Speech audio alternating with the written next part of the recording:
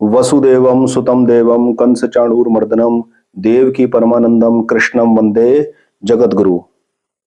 जय श्री कृष्ण। दोस्तों, आज की वीडियो में हम चर्चा करेंगे चौथे भाव सुख भाव की के अटूट संपत्ति प्रचुर संपत्ति अर्जित करने के लिए जन्म कुंडली का विश्लेषण किस प्रकार किया जाता है। वास्तव में अटूट संपत्ति से यहाँ जो आश्रय है वो है एक सेटिस्फैक्टरी लाइफस्टाइल से, कि व्यक्ति के पास अपनी संपत्ति हो जिसमें किसी भी प्रकार का कोई डिस्प्यूट ना हो और वो उस संपत्ति के साथ रहता हुआ सेटिस्फैक्टरली लाइफ जी रहा हो। ये मतलब है अटूट संपत्ति का। ये मतलब नहीं है कि आदमी के पास कितने प्लॉट है या कितनी प्रॉपर्टीज वो लेकर बैठा हुआ है बैंक से लोन लेकर। ये आश्रय बिल्कुल नहीं है। अटूट संपत्ति का मतलब आप ये समझना, एक सेटिस्फैक्टरी लाइफस्टाइल जीना चौथे भाव से, जिसके अंदर इंक्लूडिंग है वाहन सुख भी है, हेल्दी लाइफस्टाइल भी है और वैभव युक्त जीवन शैली भी है, जिसमें प्रॉपर्टी जमीन जायदाद तो आ ही गई है। ठीक है, तो एक बड़े ही सीधे सरल सूत्र से मैं आपको बहुत ही शॉर्ट वीडियो में ये मेथड बताऊंगा।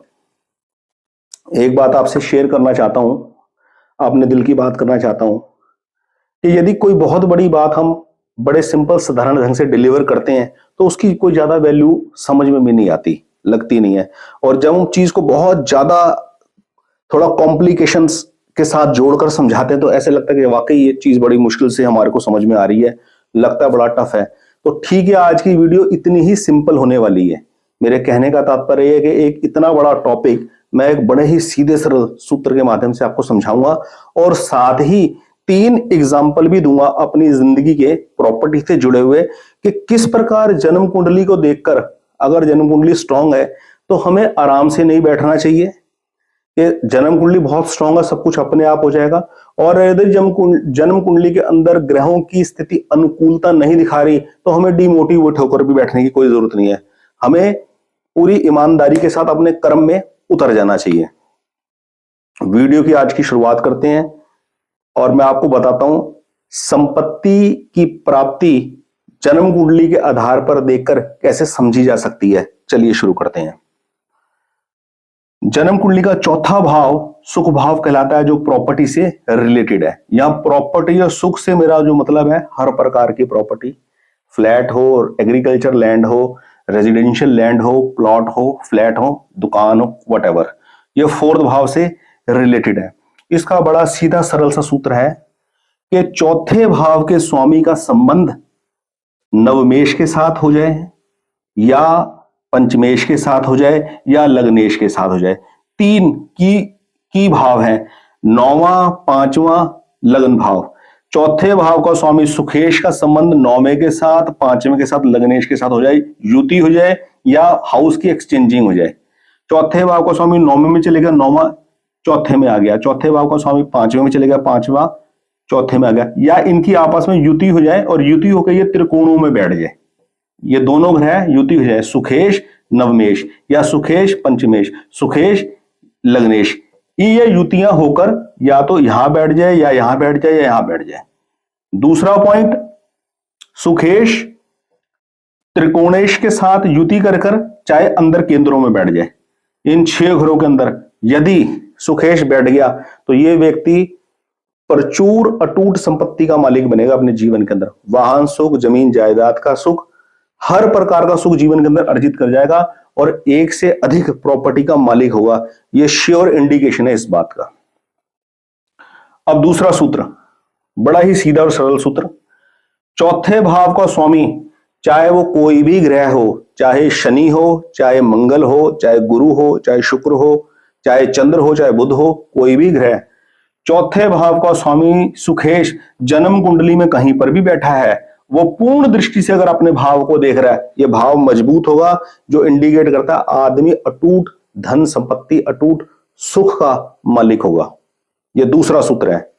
तीसरा सूत्र, जन्म कुंडली में गुरु कहीं पर भी बैठकर पूर्ण दृष्टि से यदि चौथे भाव को देखकर फलीभूत कर रहे हैं, ये इंडिकेट करता है गुरु की दृष्टि व्यक्ति के जीवन में अटूट संपत्ति मिलेगी। तीसरा सूत्र। चौथा सूत्र, जन्म कुंडली कहीं पर भी किसी भी भाव में शुक्र बैठकर यदि चौथे भाव को पूर्ण दृष्टि से देख ले या चौथे भाव में स्थित हो तो यह इंडिकेट करता है कि जातक के पास प्रचुर मात्रा में अटूट संपत्ति होगी। अब आपको एक सूत्र और देता हूं, पांचवा सूत्र है इन 6 भावों में 3 त्रिकोणों में 1 2 3 नवम भाव, पंचम भाव, लगन भाव, दशम भाव, सप्तम भाव और चतुर्थ भाव के अंदर शुभ ग्रह हो, 2 या 3 शुभ ग्रह हो, गुरु हो, शुक्र हो, बुध हो, चंद्र हो, इन 4 में से कोई 2 ग्रह यदि होंगे इन 6 घरों में, त्रिकोणों में और केंद्रों में 2 शुभ ग्रह यदि होंगे, यह इंडिकेट करता है कि व्यक्ति अपने जीवन के अंदर प्रचुर मात्रा में संपत्ति अर्जित करेगा। यह सिंपल सूत्र है, एक छोटी सी वीडियो के माध्यम से मैंने आपको बताने का प्रयत्न किया। जन्म कुंडली के इस प्रकार विश्लेषण करने के साथ साथ हमारे को अपनी मैच्योरिटी भी यूज करनी पड़ती है हर डिसीजन के अंदर। अपने जीवन के 3 एग्जांपल देता हूं प्रॉपर्टी से जुड़े हुए। जब मैं भारतीय विद्या भवन में पढ़ाई कर रहा था, 2006 की बात है, तो हम लोग लंच ब्रेक में कैंटीन वगैरह में जाया करते थे चाय वगैरह पीने के लिए। तो एक मेरे मित्र थे जिन्होंने प्लॉट्स की सेल परचेज में काफी पैसे अर्न करे थे, अपनी जॉब से पैसा अर्न किया था, इंसेंटिव्स, कमीशंस जो भी उनको मिलता था उसके हिसाब से वो प्लॉट ले लेते छोटा, कुछ समय के बाद 1.5 डेढ़ 2 साल के बाद उसे महंगे रेट में बेच के धन अर्जित कर लेते थे। तो बता रहे थे कि मैंने प्लॉट्स की सेल परचेज में बहुत पैसा अर्जित किया, लेकिन फंसा कहां पर जाकर, तो उनका मानना था कि मंगल मेरा बड़ा स्ट्रांग है, मेरा पे मंगल की बड़ी कृपा है, तो मैं अर्जित कर रहा हूं इस चीज को। लेकिन फंसे कहां पर, एक टाइम पर आके रोहिणी के अंदर, दिल्ली की रोहिणी इलाके के अंदर एक प्लॉट को उन्होंने सेल किया अपना 13 लाख रुपए का, और उसके बाद उन्होंने एक मॉल के अंदर, एक काफी प्रोमिनेंट मॉल ब्रांड कंपनी के अंदर उन्होंने अपने मॉल में शॉप बुक कर दी, और वो शॉप बुक करने के बाद अमाउंट दे दिया, सारा अमाउंट पे कर दिया 8-9 लाख रुपया, बाकी पोजीशन में 3-4 लाख रुपया और देना था उन्होंने। और उसके अंदर क्या हुआ, सबसे बड़ी बात, पोजीशन लेट होता गया। पोजीशन मिलना था करीब 2 साल में, उसको खींचते खींचते 5 साल तक ले गए। कोई ना कोई लिटिगेशन या कोई कॉम्प्लायंस इश्यूज, फायर का एनओसी नहीं मिल रहा है, या गवर्नमेंट से कुछ और कॉम्प्लायंस इश्यूज की वजह से पोजीशन नहीं मिल पाया उनको।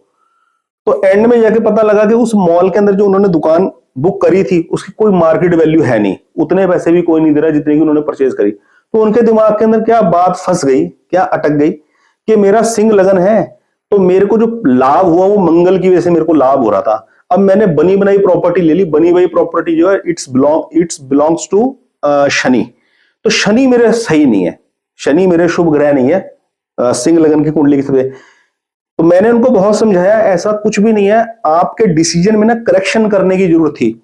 अगर आज आप मेरे को अभी मिले हो, मैं अगर आज आपको एडवाइस कर दूं, मैं आपको ये एडवाइस करूंगा कि अगर आप प्लॉट में इन्वेस्ट नहीं भी कर रहे तो, और बनी बनाई प्रॉपर्टी में अगर आप इन्वेस्ट कर रहे हैं, तो आप रेडी टू शिफ्ट वाली प्रॉपर्टी चूज कीजिए। रेडी टू शिफ्ट वाली प्रॉपर्टी, डीडीए की कोई ऐसी फ्री होल्ड प्रॉपर्टी लीजिए जिसके अंदर आपने पेमेंट दी, उसके पेपर ट्रांसफर करके ताला चाबी आपने पकड़ ली। आपने कहां लैकिंग करी अपने डिसीजन में, आपने एक ऐसी प्रॉपर्टी बुक करी है जिसका कोई पोजीशन नहीं है, अभी बिल्डर ने भूमि पूजन करके खुदाई स्टार्ट करके अभी बिल्डिंग खड़ी करनी शुरू करनी है, और आपने अपना पूरा अमाउंट दे के अपने आप को बाउंड कर लिया, केवल इस चक्कर में कि जितना पैसा आप दे रहे हैं उसका एक नॉमिनल सा वो ब्याज आपको देगा, लेकिन पोजीशन कब मिलेगा, ये अनसर्टेनिटी है। तो इस प्रकार की जो लैकिंग होती है ना, वो आदमी को अपनी जो लैकिंग है वो ग्रहों के ऊपर डाल देता है कि मेरे को मंगल की वजह से बहुत लाभ हो रहा था और मेरे को अब शनि की वजह से लॉस होगा क्योंकि मैंने अपना ट्रेड चेंज कर दिया। तो मैंने इस बात के ऊपर उनको इंसिस्ट किया कि आप दिल्ली के इस एरिया के अंदर बनी बनाई प्रॉपर्टी एक बार लेके देखो। तो उन्होंने अपने बचे हुए अमाउंट से एक LIG फ्लैट परचेज किया और उसको प्रॉफिट के ऊपर बेचा।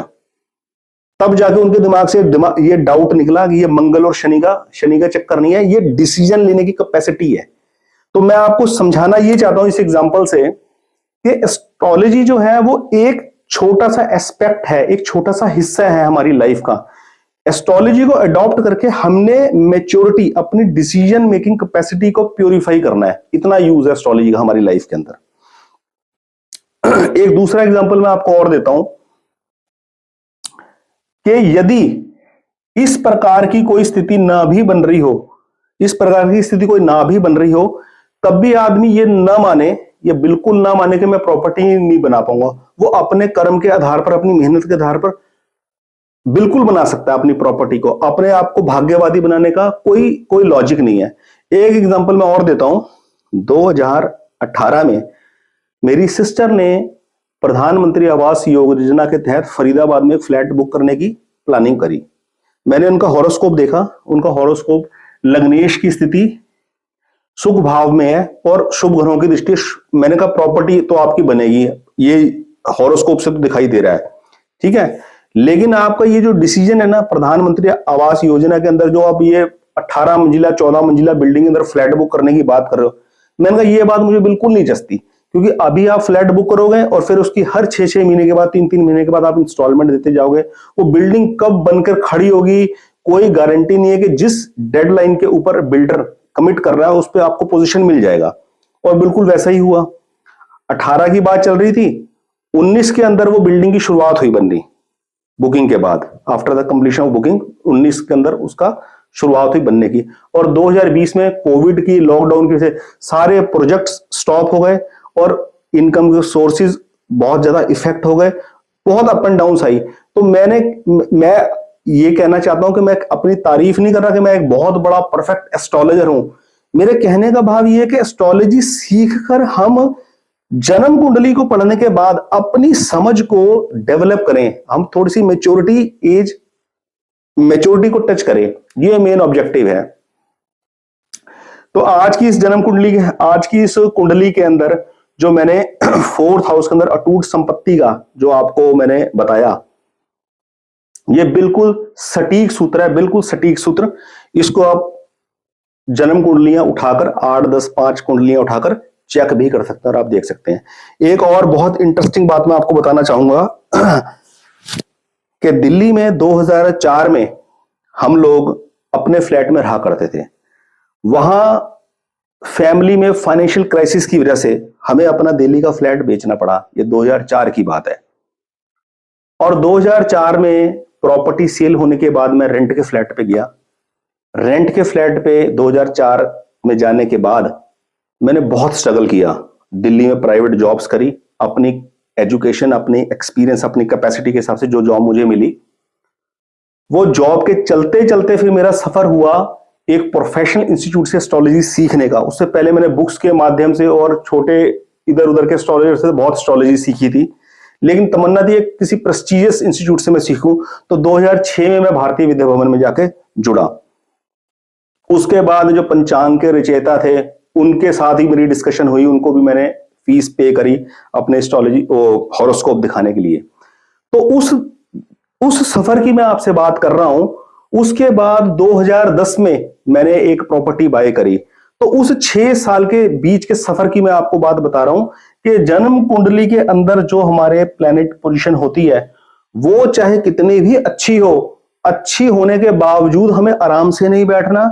और प्लैनेटरी पोजीशन कितनी भी खराब हो, हमें अशुभता दिखाई दे रही हो, तो भी हमें आराम से नहीं बैठना। तब तो हमारे को और ज्यादा तेज लेवल से एफर्ट्स करने की जरूरत है।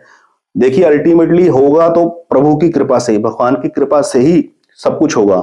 लेकिन हमारे को एस्ट्रोलॉजी डिसीजन लेने में, अपने डिसीजन को प्योरीफाई करने में बहुत मदद करती है। हमारे अंदर एक समझ डेवलप करती है, हमारे अंदर एक क्लैरिटी डेवलप कर देती है। ये मेरे कहने का मतलब है। और यदि कोई व्यक्ति अपनी जन्म कुंडली का विश्लेषण मेरे से करवाना चाहता है तो मैं एक नॉमिनल फीस के ऊपर वो भी करता हूं। और केवल जन्म कुंडली का विश्लेषण करके केवल रिपोर्ट ही नहीं सौंपता, वो जिस पर्टिकुलर प्रॉब्लम या किसी पर्टिकुलर काम के बारे में कोई डिसीजन लेने में कुछ हेल्प चाहते हैं तो मैं उसकी कंसल्टेशन भी उनको प्रोवाइड करता हूं, उसके बारे में उनको समझाता हूं। अपने जीवन के सफर के दरमियान मैंने बहुत अप एंड डाउन्स देख के लाइफ के अंदर एस्ट्रोलॉजी को सीखा, समझा और अपनाया और देखा कि ये किस तरीके से हमारे को जीवन में मदद कर सकती है। तो आज मैंने प्रॉपर्टी का ये जो कॉलम है 5 सूत्रों के माध्यम से आपको बहुत ही सरलता से आपको समझा दिया और मुझे उम्मीद है आप इसका फायदा उठाएंगे। बहुत बहुत धन्यवाद। जय श्री कृष्ण।